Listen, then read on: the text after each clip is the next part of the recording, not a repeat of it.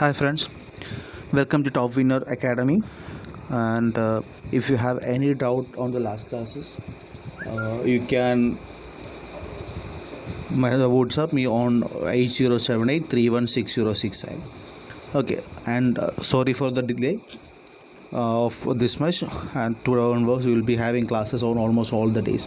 Okay, so first we'll be dealing with the next topic, ecosystem. What is ecosystem? See, an ecosystem means a community of living organisms in conjunction with the non-living components. That means all the living part plus the non-living part of an environment. That means that constitutes an ecosystem. Okay, are all the non-living and the living part components of an environment constitutes the ecosystem. So ecosystem can make it. See, ecosystem means a drop of water can be an ecosystem. ഒരു തുള്ളി വെള്ളമായിരിക്കാം. It can be a big can be like a pot. Okay, can be an ecosystem. So everything it determines the boundaries of an ecosystem is determined by human beings only. See, ecosystem was first used by the British ecologist Arthur Tansley. That please remember that word, Arthur Tansley. Okay. Next, types of ecosystem. See, ecosystem is mainly divided into two, basically terrestrial and aquatic ecosystem. Okay, terrestrial ecosystem and next is aquatic ecosystem. See, what is terrestrial ecosystem? Ecosystem is found only on the landforms. ഭൂമിയിൽ മാത്രം കാണപ്പെടുന്നത്. Okay, terrestrial landforms, it is known as terrestrial ecosystem. Ecosystem which is found only on landforms, it is known as terrestrial ecosystem. Then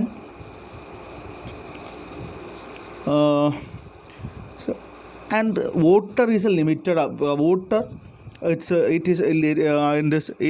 a limited thing in this ecosystem, right? And availability of light is more in this ecosystem. Okay, availability of light is more in this ecosystem, and water is a limiting factor in this ecosystem.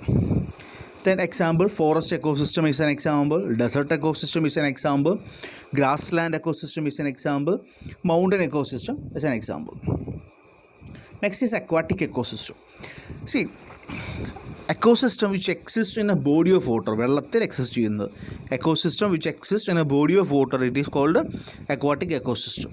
It is of mainly two types, that is freshwater ecosystems and this marine water ecosystem. Freshwater ecosystem and marine water ecosystem.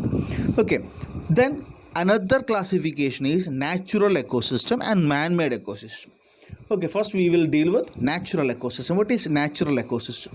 Simply there is not interference of human being is there, right? That means not interfered by human being. That is called a natural ecosystem. A natural ecosystem is a community of living and non-living entities and occurs freely in nature. That means not interfered by the human beings. That is called a natural ecosystem. Example, we can say deserts, virgin rainforest, abysmal plain. These are all example naturally occurring ecosystems. Then artificial ecosystems, all otherwise called man-made ecosystems. Artificial ecosystem, see, in any way human being is interfered. Okay, any of the property is changed by or controlled by the human being, it is called artificial ecosystem. Okay, any of the factors is controlled by the human being, it can be called as artificial ecosystem. Okay, another can solve artificial ecosystem. Natural can be natural regions affected by man's interference.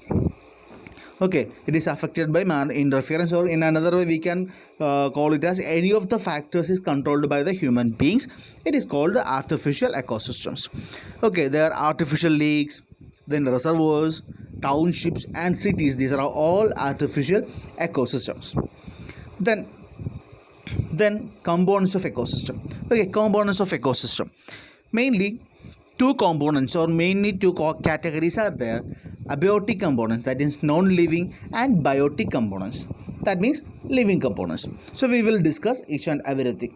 So what is abiotic components? First of all, abiotic components, that means non-living components. Temperature, A few organisms can tolerate and thrive in a wide range of temperatures. Okay, so if a temperature is 0 degrees Celsius and temperature is 30 degrees, they can thrive. That is called eurythermal. Eurythermal. Okay, eurythermal organisms. Organisms which can tolerate and thrive in a wide range of temperatures, that is called eurythermal organisms. Then a vast majority of them are restricted on a narrow range of temperature, that is called stenothermal. Okay, that is called stenothermal. So if a temperature they can restrict or they can survive only in small range, it is called stenothermal. Okay, then another term related with temperature is ectotherm. See, what is ectotherm?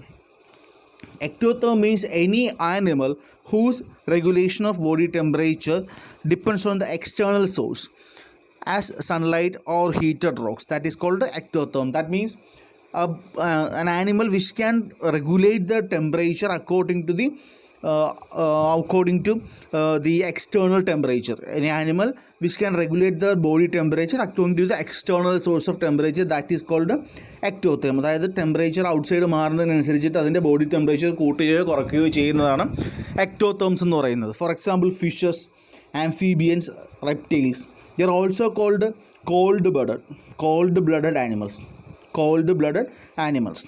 Then endotherms, they can maintain a constant body temperature independent of the environment. So they maintain a constant body temperature independent of the temperature. Mammals are the examples. Human beings is endotherm. Okay, mammals. See, next is atmosphere. Atmosphere is another abiotic component.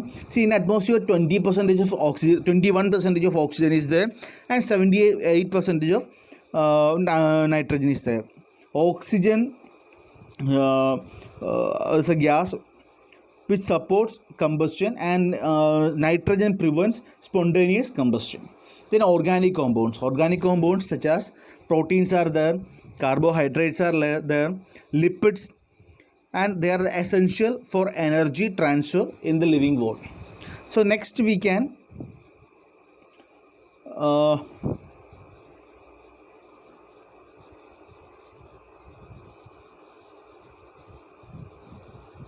altitude.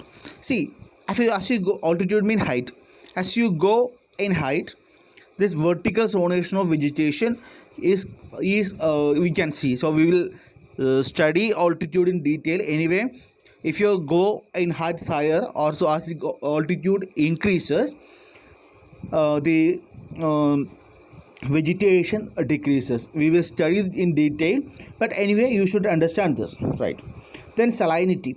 Some organisms are tolerant a wide range of salinities, that is called euryhalite. Okay, some organisms they can exist in a wide range of salinities, that is called euryhalite. Then other are restricted to a narrow range of salinities, that is called stenohalite. So that is salinity. The next is biotic compounds. See, the biotic components, the producers, autotrophs, green plants are capable of producing their own food by using the energy of sunlight to make carbohydrates from water and carbon dioxide. This process is called photosynthesis. Okay, so first of all, it's producers or autotrophs. We have to maintain. First is producers. Okay, biotic components. First is producers. What is producer? See, green plants which can produce their own food by using energy of sunlight and carbon dioxide, and they can produce carbohydrate. Okay, this process is called photosynthesis. So first is producer. The next is consumers or heterotrophs. After producers, these are animals which can obtain their food by eating plants or other animals. അതായത് ഒരു ആനിമൽസിനെയോ അല്ലെങ്കിൽ പ്ലാന്റ്സിനെയോ കഴിക്കുന്നവരെയാണ് നമ്മൾ consumers അല്ലെങ്കിൽ ഹെറ്ററോട്രോഫ്സ് എന്ന് പറയാറുള്ളത്. Okay, then we called herbivores. Out of heterotrophs we have herbivores. Herbivores means which eat only living plants. Okay, it is also called primary consumers. Then we have carnivores. Carnivores eat other animals. We have primary carnivores, that means each eat herbivores. Okay, and we have secondary, that means secondary carnivores which eat another carnivores, that means which eat another carnivore. So that's so it continues. Then we have omnivores. Omnivores means that eat both plant and animal material. Okay, omnivores that eat both plant and another material. Okay, that's about the class. The next we will discuss in another class. Thank you.